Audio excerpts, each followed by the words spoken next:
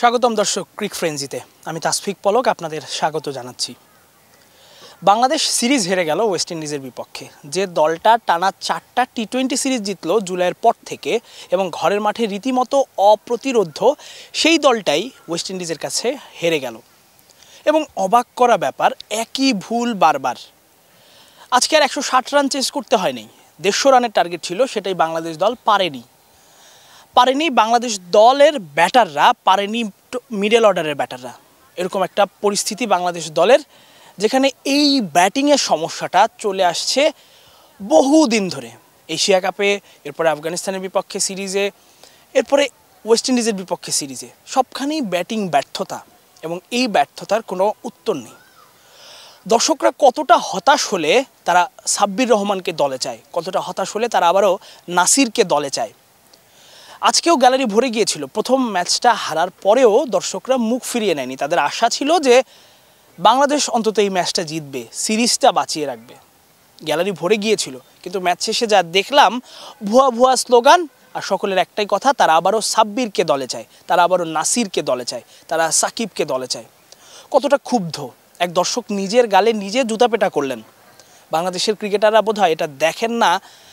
যখন জাকির আলী ব্যাটিং করছিলেন তখন নিশ্চয়ই টিভিতেও আপনারা সিনটা দেখেছেন, আমরা প্রেস বক্সে বসে দেখেছি যে দর্শকরা জাকির একটা করে বল মিস করছেন আর তারা চিৎকার করছেন, চেঁচামেচি করছেন, জাকিরকে দুধ্বনি শোনাচ্ছেন। যখন শামীম আউট হয়ে গেলেন তখন তার বডি ল্যাঙ্গুয়েজ কোনো হতাশা নেই, সেই জায়গাটায় দর্শকরা তখনও শামীমকে দুধ্বনি দিতে ভোলেননি। জাকির আউটের পর সবাই তালি দিলেন। এই হচ্ছে দর্শকদের হতাশা, এই হচ্ছে তারা কতটা ক্ষুব্ধ সেটা প্রমাণ করে দিলেন। ঘরের মাঠে শেষ কবে আমি কোনো একজন ক্রিকেটারকে এভাবে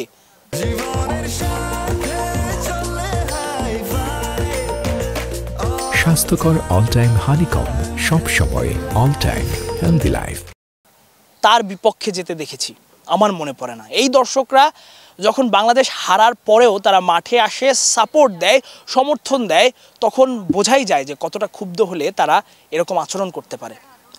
জাকির আলী অনিক 18 বলে 17 করলেন, বলা হচ্ছে তাকেই ম্যাচ হারের কারণ, তার ব্যাটিংটাই ম্যাচ হারের কারণ। তাওহিদ হৃদয় 14 বলে 12 করলেন। একই অবস্থা, এই দুই মিডল অর্ডার ব্যাটার চাইলেই ম্যাচটাকে শেষ পর্যন্ত নিয়ে যেতে পারতেন। 18 বলে যখন 32 রান দরকার, তখন খুবই সম্ভব বর্তমান সময় টি-20তে এই ম্যাচটা জেতানো।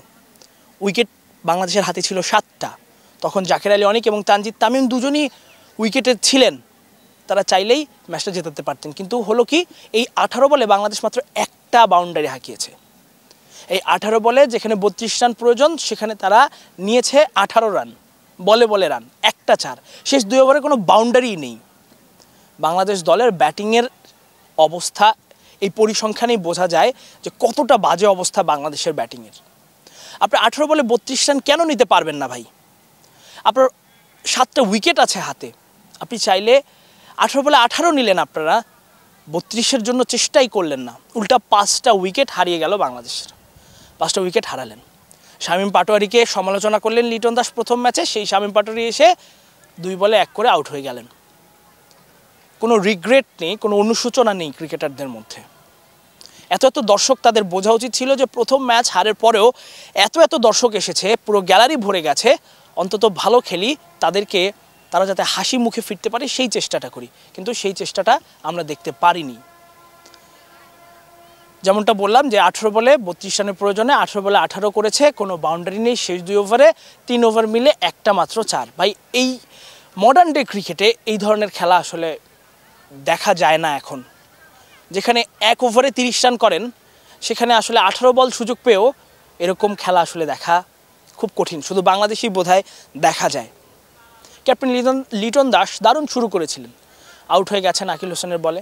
তিনি বললেন যে তিনি যদি 12-13 ওভার বা 14 ওভার পর্যন্ত থাকতেন তাহলে ম্যাচটা জেতাতে পারতেন। কিন্তু তানজিদ তামিম তো ছিলেন, তিনি 50+ একটা স্কোর করলেন, সেখান থেকে ম্যাচটা জেতাতে পারলেন না। তাওহিদ হৃদয়, জাকির আলী অনিক, শামীম পাটোয়ারি, তারাও পারলেন না। রিশাদ, তানজিম সাকিব, তারাও পারলেন না। সব কিছু মিলিয়ে বাংলাদেশের এই হার, বাংলাদেশ সিরিজটা হেরে গেল। এবং এমন একটা উইকেটে হারলো যে উইকেটটা নিয়ে আসলে অজুহাত দেওয়ার কোনো সুযোগ নেই। দারুণ একটা উইকেট ব্যাটিংয়ের জন্য, বোলিংয়ের জন্য, এবং নিশ্চয়ই আপনারা লক্ষ্য করেছেন যে কালোর উইকেট বলে মিরপুরে অনেক সমালোচনা হয়েছে। এখানে সেই সমালোচনার সুযোগ নেই, এটা পুরোপুরি স্পোর্টিং একটা উইকেট। এখানে ব্যাটাররা ভালো ব্যাটিং করার সুযোগ থাকে, ভালো ব্যাটে বলটা ভালো মতো কানেক্ট হয় এবং ডিউ ফ্যাক্টর, এই ডিউয়ের কারণে বোলাররা বল গ্রিপ করতে পারে না, ফিল্ডাররা ক্যাচ ধরতে পারে না। এরকম এত সুযোগ থাকার পরেও এবং 150 রানের একটা টার্গেট থাকার পরেও যখন বাংলাদেশ দল জিততে পারে না, তখন বুঝতে হবে যে বাংলাদেশ দলের ব্যাটারদের যাচ্ছে তাই অবস্থা, তাদের কোনো ফর্ম নেই, তারা আসলে ওই অবস্থায় নেই, না মানসিকভাবে না আসলে পারফরমেন্সের দিক থেকে। এতক্ষণ আমাদের সঙ্গে থাকার জন্য ধন্যবাদ। তাসফিক পলক, আমি বিদায় নিচ্ছি চট্টগ্রামের বীরশ্রেষ্ঠ flight lieutenant Motiur Rahman cricket stadium থেকে।